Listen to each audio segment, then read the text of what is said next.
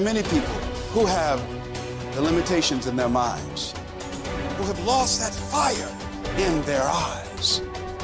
You aren't given any breaks in life. You make them for yourself. We are all being tested in life. And how you face that test determines the rest of your life. There's a lot of times where I don't know how I'm gonna move forward, but I ask myself one question: can you take another step? And that answer is always yes. Wherever focus goes, energy flows. So why don't we tap into that power now for your business and life? The part of beginning to get unstuck, you've got to decide that the behavior pattern that you have adopted doesn't work for you. You've got to change your strategies, and changing your strategy means reinventing your life, recreating you, and you have the power to do that. You want to take responsibility for your life. You can decide that you're going to change, that you're not going to be a wimp. I got me here, I can get me out of this, and I'm getting out. It's not easy reaching your dreams. It's not easy to achieve a happy and fulfilled life. It's not easy getting up every day, fighting, going through the daily struggles, getting rejected constantly, getting laughed at all the time, going through trials and tribulations, facing the pain of defeat over and over again. It is not easy, but if you do it, it is worth it. See, when people ask you, say, how you doing? Even if you're having some difficult times, say, I'm blessed and highly favored. Because anytime you wake up and you don't have a white chalk outline around your body, it's a great day. You got to tell yourself that no matter what gets in my way, I'm going to keep going. I'm going to keep moving. I'm going to keep winning. I'm going to keep surviving. It's everything that you want, because you went through that pain of that journey. It felt like he wanted to just knock you down and say, you know what? You can't do it. Understand that it's going to be trials and tribulation. That we'll have storms, but they will have sunshine after the rain. But that depends on you and how bad do you truly want it. Nothing in life will hold you back if you trust in yourself and you trust in the process. And at the end of this race, guys, you're going to be more capable. Through that effort, builds the character of the person you want to be at the end. Accept that. And so I say to you, it's possible you can live your dream. If it's becoming a diamond, if it's having more, it's achieving more, it's possible you can live your dream. It's necessary that you have a plan of action, that you're resilient, that you stick to, that you have the vision and never give it up, that you become creative and relentless and keep on coming back again and again and again, and that it's you got to take personal responsibility to make it happen. And when life knocks you down, jump back up and say, it's not over until I win.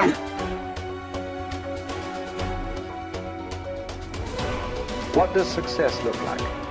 What does it take? A human being has come with such open sense of possibilities. Those who are committed to being successful with whatever they're doing, one important aspect of their life is, that is what gets you across so many lines in our life, so many barriers in our life. This happened in your school, maybe later in your university, later in your work.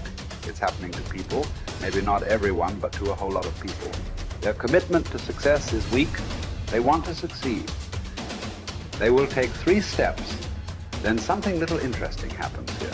They will go away here. They will go away there. They will go away there. Hey, I want to live. Their commitment to success is weak.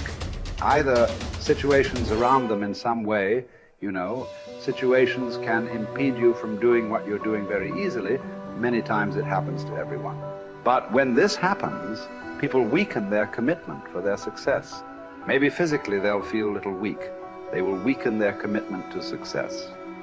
Maybe their emotions slosh around a little bit. They will weaken their commitment to success. So our commitment to success should not weaken because there is social drama going on, or physiological drama, or psychological drama. Whatever happens, your commitment to success should not weaken. That is what gets you across so many lines in our life, so many barriers in our life. So what does success look like? What does it take? Those who have been very successful, either in music, sport, art, business, spiritual process, doesn't matter what. Those people never know when they ate, when they slept, when they got afternoon rest. I have not seen such a thing in my life. So those who are committed to being successful with whatever they're doing, one important aspect of their life is they're not settling down where it's very comfortable. Because comfort will happen when they lower you to the grave very comfortable. Have you seen how comfortable they are? Once they're dead, if you throw them there also, they're comfortable. If you lower them, they're comfortable. Right now, it's about ensuring that there is profoundness of experience and there is impactfulness of activity. Because if they had given you a limitless amount of time, you could do all those things, nothing wrong. I'm not against it. But they gave you such a little time with such tremendous potential of being human. That's the problem. If creation had made you like an earthworm, I'm not saying there's anything wrong with it. It is just that it's a unipolar potential. It can only do that much.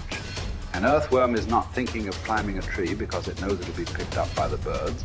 It never has such aspirations. It just wants to recycle the earth.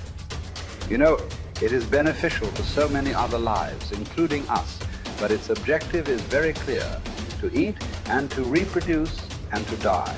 Very clear objective. That purpose to fulfill, he strives. I don't think he sleeps in the afternoon. I don't think so, because many afternoons I've seen earthworms. They were all vigorously active, but a human being came with too many potentials. Because of that, it needs a certain level of striving for a human being to forget about the world, to consider yourself successful. If your idea of success is you're doing little better than your neighbor, I call that sickness. That is not success. You are happy that your neighbor is worse than you. Is this sickness or success? It is sickness. But in some way, you feel fulfilled with what you're doing. Let's consider that as success for now. It doesn't matter whether you're better than somebody or worse than somebody. That question should not even come up in your mind. But in some way, you feel you're using yourself fully, and there's a certain sense of fulfillment in your activity. Well, if you're capable of just closing your eyes and simply sitting without any activity, that's fantastic. But you cannot do that. You cannot do that right now. In the states that you are, you can't simply close your eyes and become still. Instead of being busy, you will become preoccupied. That doesn't mean you're improving, that means you're regressing in some way. The problem about this success is people always making judgments. I did this, I did that, maybe this didn't work, maybe this is a mistake, that's a mistake. There's no such thing in life. See, at one time you were a monkey, all right. Hey, this is not me, this is that Englishman, you know. Charles Darwin said you were all monkeys. At one time you were a monkey just a brief while ago. Was it a mistake that you committed? That you were a monkey? Or was it just a certain stage of evolution? Was it a mistake or was it just a certain stage of evolution? Similarly, since you were born, because as a human being, you're born largely unformed, unlike other creatures. Other creatures, if their food is taken care of, they know what to do with their life. Because human being has come with such open sense of possibilities, you come unformed. You don't come fixed. You have to fix yourself. Different people throw different types of balls at you. From all over, your parents, your teachers, the school, the neighbors and society and the world throws all kinds of things at you. To gather all this muck and make something worthwhile out of yourself is your business. That's your success. It doesn't matter whether somebody thinks you're worthwhile or not. You feel you are a worthwhile life. Good enough for now. World may not recognize. It doesn't matter. But you know you are worthwhile.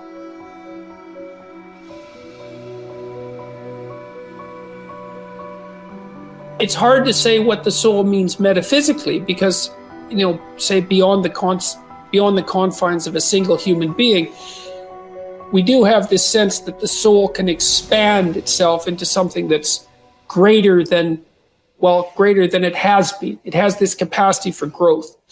And we do have the sense that the soul can expand itself to the point where it's enlightened, for lack of a better word, that it's working as efficiently as possible to transform everything that's unnecessarily painful and malevolent about the world into what's positive and good. And that it does that as a consequence of confronting the world with courage and truth. And I think that's right. And I do think that means that the soul participates in something eternal, which is the attempt of being itself to transform what's unnecessarily painful and malevolent into what's good, and that human beings actually do participate in that, and that that's part of the reason that our ancient tradition insists that we're made in the image of God. And I think that it's a mistake to underestimate the importance of that, because I don't think that you can live a life of sufficient profundity to protect yourself from being corrupted by suffering and malevolence without adopting a responsibility that's commensurate with that set of ideas. I think that you either